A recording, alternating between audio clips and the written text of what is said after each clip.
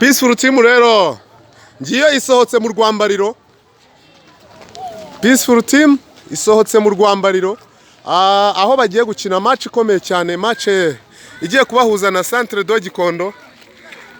Isohotse mu rwambariro.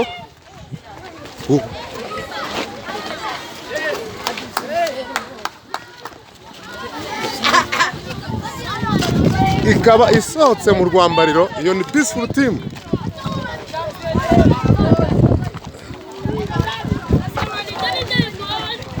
Iyo niyo isohotse mu rwambariro, ni Peaceful team.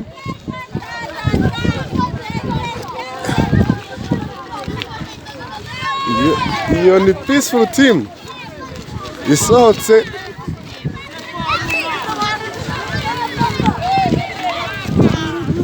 isohotse mu rwambariro. Murimo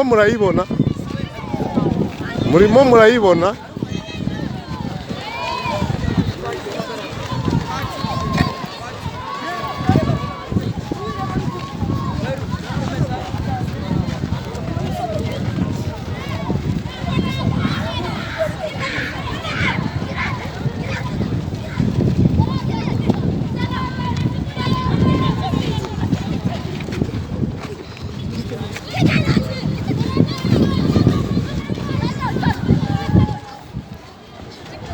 Nzaharanira iterambere ryawe Peaceful team, kandi nziko mu buzima iyo uteye imbere hari abagukunda n'abakwanga.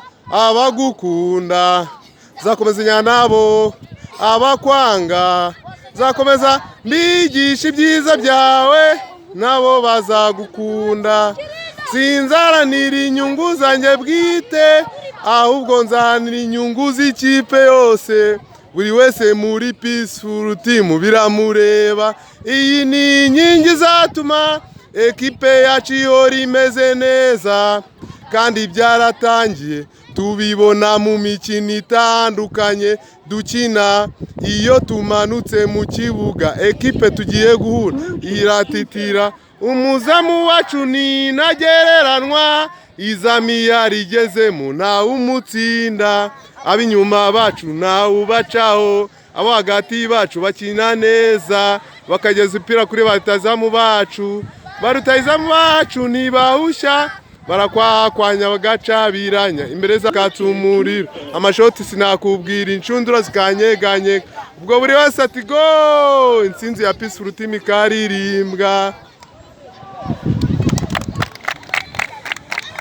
Iyo ni indirimbo rero yubahiriza Peaceful team nyuma ya match rero igiye guhuza Centre de Gikondo na Peaceful team Football Academy. Ni match ikomeye cyane, ni match igiye kubera hano imburabuturo. Mugiye kureba ibirori rero, mugiye kureba ibirori hano imburabuturo. Ni match irabiryoshye cyane. Reka mukanya rero dukurikirane.